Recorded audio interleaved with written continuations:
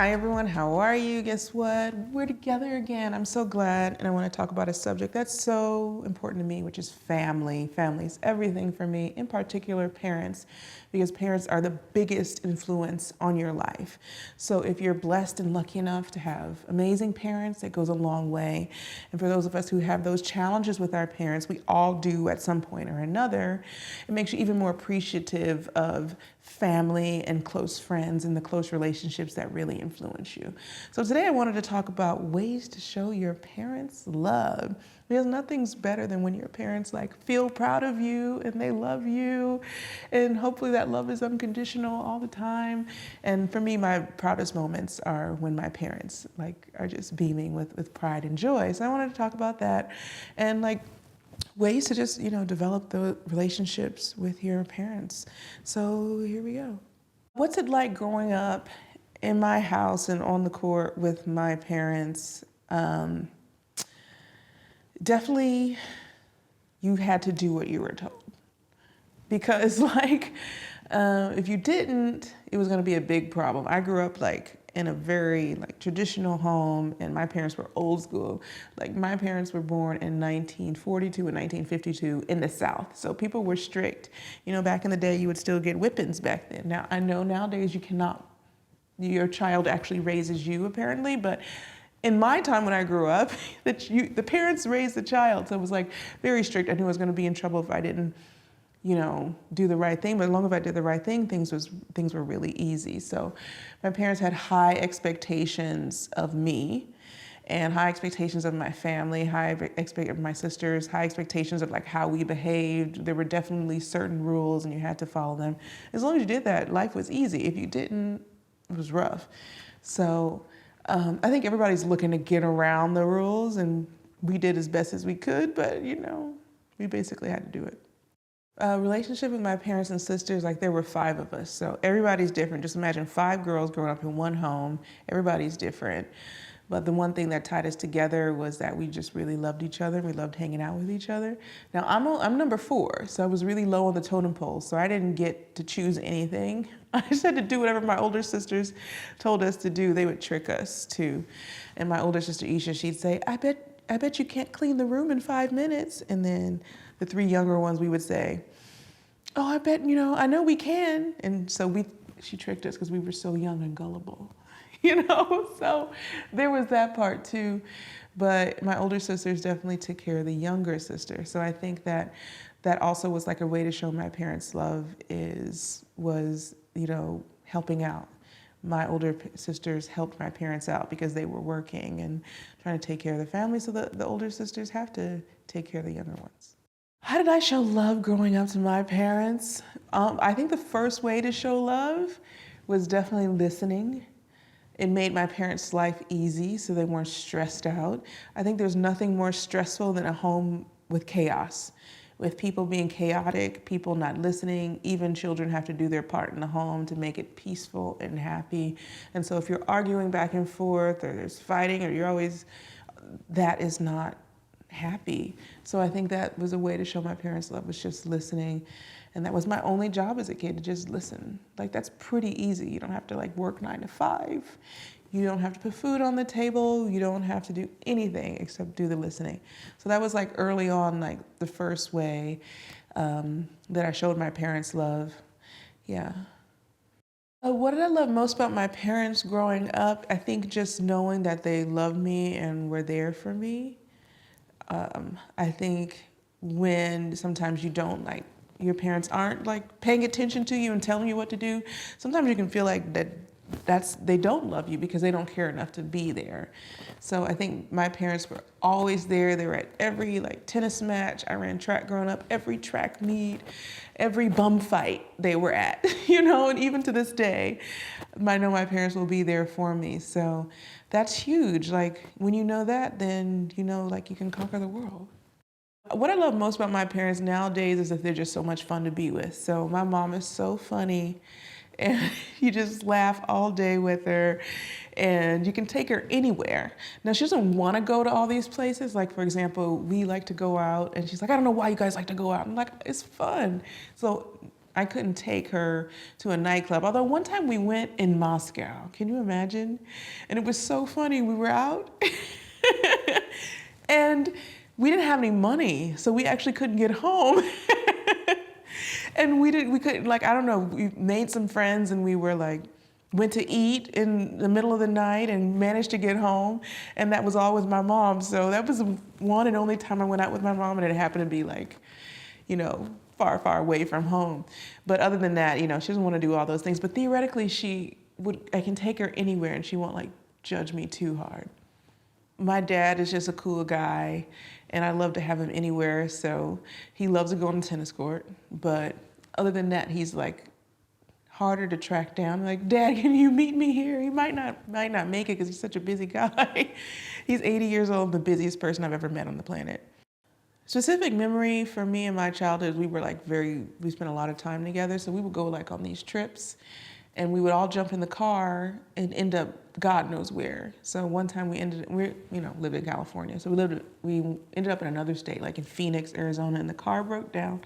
And it was such a cool experience for me because we got to stay. And looking back, it was a motel, but it was so cool, you know, because like I hadn't stayed in a motel before. I was like 6 or 7 years old. And like we went out to a restaurant. We didn't eat at restaurants. We always ate at home. So it was all just very exciting and exotic. But we had to walk to the restaurant because the car was broke, so that wasn't fun. In the desolation of the Arizona desert. But regardless, it was just the coolest experience in the world. We jumped in the car and end up everywhere. So my parents like gave us that experience. Like even though we were from Compton, we went a lot of places. Does my family have traditions? We do, and our tradition is more or less about gathering together. We just get together all the time. Like today on the group chat, my niece is having a wedding, so Serena put on the group chat, there's gonna be a tasting in August. Can anyone make it? And of course my sister Lynn, she's just going on and on about a bunch of like, it goes off on a tangent. So we're always getting together and doing things together all over the world, honestly, and that's kind of pretty special. Very special. Yeah, I think one of my best moments growing up with my dad, and this probably didn't make him happy, so it's probably not a great way to show your parents love or respect, but I beat him. And I was like 8 years old, and I remember specifically we were at this park that we called, maybe it was the duck park or was it the bridge park? We just like called it by it was like the tetherball park, is it a tetherball? Or like, we were kids, so I don't know the names of these parks anymore now because that's what we called it. Anyway, we're at this park and it was at night, lights are on, we were always practicing late, and I beat my dad. And the rule was if I beat him, I could play a tournament.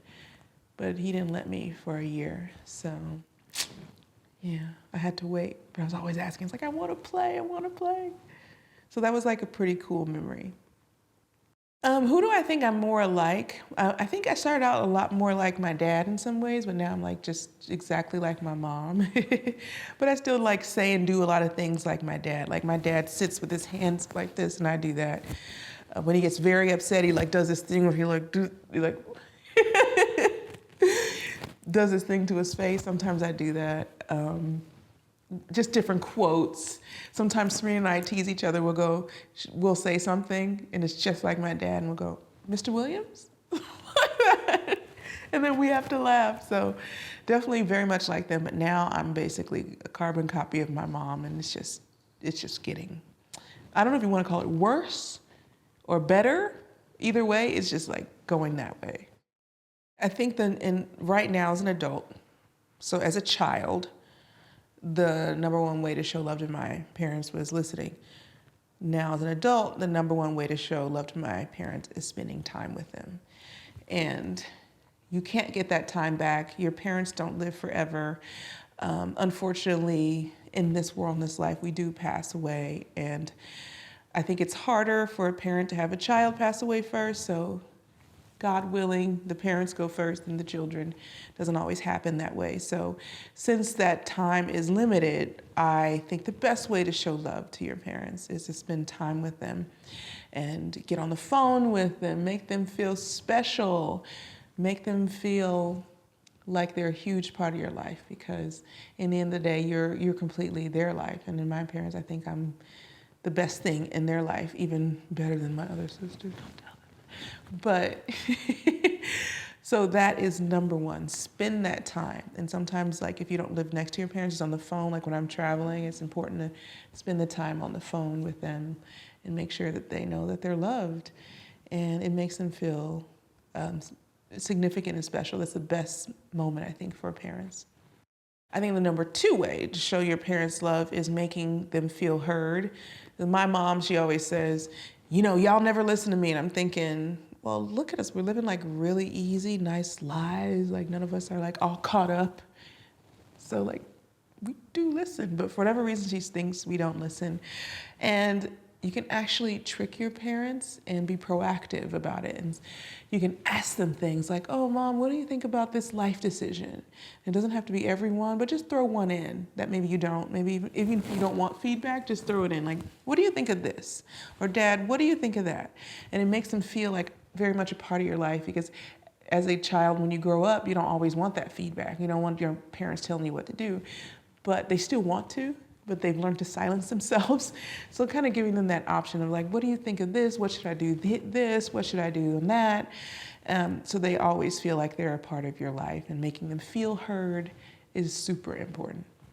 What sacrifices that my parents made growing up, and pretty much everything, like I think every bit of finance went into fueling like our tennis career and playing for stringing rackets, getting new shoes, paying for tournament entries, going to the tournaments, all that stuff. So every single thing, like they could have been like at the club or moving to a better neighborhood or anything, shopping. But they lived in a way that really was about the whole family and not about them. So that can't be easy, I don't think. I never asked them if it was easy, but I should, now that I think about it. But it probably wasn't easy to make all those sacrifices. But at the end of the day, I'm so glad that they did that, because now, champ. And then the other flip side is, what sacrifices have I made for my parents? I think listening, like when it's annoying, you know, like just very annoying. Like my dad's on the court, like calling me nonstop. Venus, Venus. And I'm like, leave me alone. And I want to just ignore it. And I'm like, just be grateful he's here. Just listen. So that part, I think just still listening. But basically, I've made no sacrifices. I'm lucky to be on this planet. I was born, I'm out here, sometimes out here in these streets, most of the time not in the streets. So I basically feel like it's kind of a very lopsided relationship. Parents up here with sacrifices, me like in the negative area. Would I change anything growing up? Honestly, no. I think we learn from our parents, they make mistakes. My parents are definitely old school, so I'd probably try to find a way to balance like the old school with maybe new progressive ideas, but basically that would be 5%, and then 95% is exactly how they raised me. I grew up to be like strong and confident and ready for the world and what the world throws at you, because the world will punch you, and you got to be ready to get punched. And if you are not ready for the punch, it's going to be TKO, game over. So I'm so happy that my parents raised me to be ready for what life brings, and I just couldn't be more grateful. So, yeah, I think that if there was one thing I would change, I don't know. I think just communication is important. So I think growing up, like as a kid, you were supposed to listen and maybe not talk so much, like you don't talk back.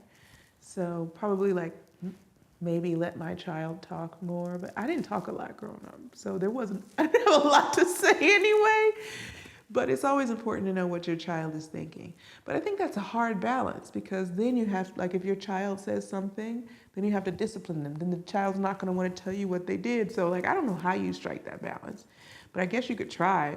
I see in the movies, they do strike that balance, but that's like a movie. So I don't know. I'm not gonna be my child's friend, I'm gonna be their parent. And so there's certain sacrifices you have to make for that, to get them in shape. I don't have any kids though, and my dog doesn't listen to me. Do I see myself wanting to be a parent? Um, there's so much sacrifice. I don't think it's gonna be hard. But I know that if that happened, I would totally be dialed in, completely dialed in. Just on, yeah, but it's just not, it's so much fun living your life for yourself. So I have a ways to go still. The best gift I've given to my parents, this is a big one, me. I'm cool. I am self-proclaimed as cool. Nothing's worse than people who like self-proclaim, right? It's like, you know, I'm smart. I'm like confident or whatever it is. Like I run into people who do that and then I literally will ask them, I'm like, so you're self-proclaimed cool? It's like, really? Okay. Like, I think it's for other people to decide if you're cool or not. So I definitely call them out on it. Please do it too. See how they react. I don't want to start any fights in your life, but just try it. Anyway, I think in itself, like being a kid for your parents is the best gift. So I don't think I could give them anything outside of honestly what they gave me. They gave me life, so then I get to be alive and then be a gift to them. So it's like circular in a way. Because you know, you can't say, oh, a house or a car or whatever. The parents don't really care about that kind of stuff. This has been really interesting, this subject, and I want to hear your thoughts, you guys, on what you think, how you show your parents love. Does this help you? Do you care? Let me know. Should I just sit down with my mom or my dad and ask them questions? I think there's like so much to explore in like our family, our relationships, all those different things. So let me know what you think about that, and then we can do some more fun stuff around it. I hope you liked it. Let me know. Give your feedback. You know where to do it, and I'll see you next week.